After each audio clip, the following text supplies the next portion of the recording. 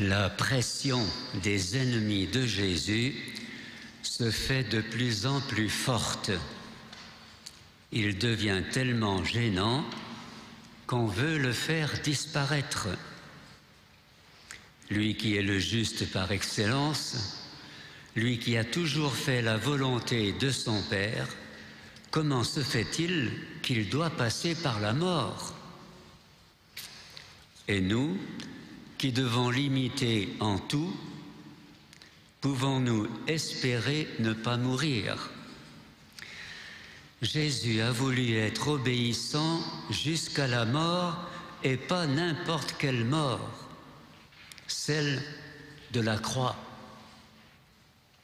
Quant à nous, nous savons bien que nous passerons aussi par la mort, même ceux que Jésus a ressuscités, la fille de Jaïr, le fils de la veuve de Naïm et Lazare, son ami, ils sont même morts 2 fois. Mais plus que la mort corporelle, qui est inéluctable, nous devons redouter la mort en nous de la vie d'enfant de Dieu. Aimons à méditer, à penser devant Dieu à cette vie de la grâce reçue en nous au moment du baptême.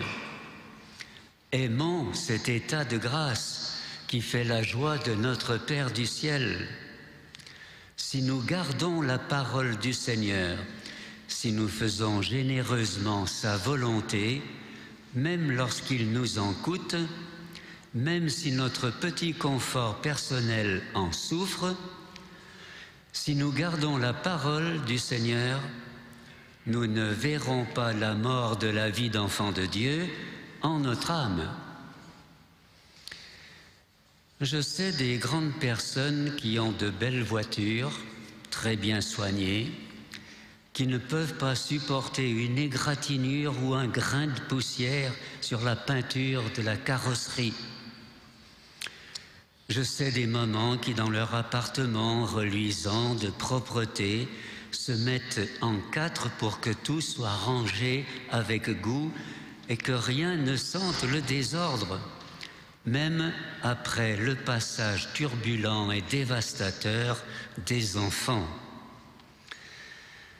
Je sais des garçons qui rangent leurs affaires avec soin, mais oui, ça existe, et qui deviennent rouges de colère lorsque le petit frère ou la petite sœur vient déranger la belle ordonnance et tout éparpiller. Mais il y a une chose que je ne sais pas. Dieu le sait, lui. Il le sait, mais il ne nous dit pas. Je ne sais pas, frères et sœurs, si nous avons bien ancré dans le cœur cette horreur de voir ternie ou souillée la splendeur de notre âme en état de grâce. Pas seulement par le péché mortel, qui est bien plus grave qu'une égratignure ou qu'un grain de poussière, mais aussi par la somme incalculable de fautes moins graves auxquelles nous nous accoutumons, dont nous avons pris peu à peu le parti par lassitude de combattre. Nous sommes prêts à nous défendre pour conserver l'ordre que nous mettons dans nos affaires personnelles, mais quand il s'agit de respecter l'ordre voulu par Dieu et pour notre bien, curieusement, nous capitulons. Nous admirons l'ardeur des héros des séries télévisées, mais sommes-nous seulement capables d'appliquer la même ardeur à lutter contre le mal et contre tout ce qui nous entraîne au mal? Sommes-nous fidèles au rendez-vous que le Seigneur nous fixe?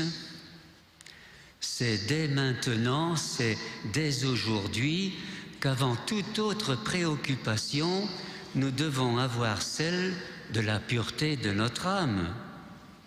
Et ce n'est pas un privilège réservé aux enfants, auxquels les adultes ne puissent plus songer. Nous pouvons, nous devons, comme les enfants, comme l'enfant que nous étions, nous devons garder en tout la parole du Seigneur pour conserver intacte la vie surnaturelle en nous. Tout le monde aime un regard pur, même les pires canailles, et nous savons que le regard est la fenêtre de l'âme. Le baptême a fait de nous des enfants de Dieu. Nous savons que par le sacrement du pardon, nous retrouvons la vie d'enfants de Dieu si nous l'avions perdue. Nous la revivifions si elle commençait à étouffer sous l'amas de nos fautes inconsidérées et que nous estimons peut-être sans gravité. N'allons pas croire que Dieu est au-dessus de ces petits détails. Celui qui a une fois dans sa vie vraiment aimé sait que rien n'est détail quand on s'aime et que ce sont les détails même qui prennent plus d'importance que l'essentiel. Alors ne tenons pas boutique d'indifférence pour Dieu, ni en gros, ni en détail, car lui ne s'est pas montré indifférent envers l'homme pécheur. Il ne s'est pas détourné de l'homme rebelle, mais il a envoyé son Fils pour ramener les hommes à lui, pour les réconcilier avec lui, pour qu'ils ne connaissent pas la mort éternelle, pour que tous ceux qui écouteraient sa voix puissent être sauvés. N'attendons pas, frères et sœurs, nos derniers instants sur terre pour nous conformer au Christ. Prions Saint Joseph, qui est mort en présence de Marie et de Jésus, afin qu'il nous assiste pour ce passage décisif.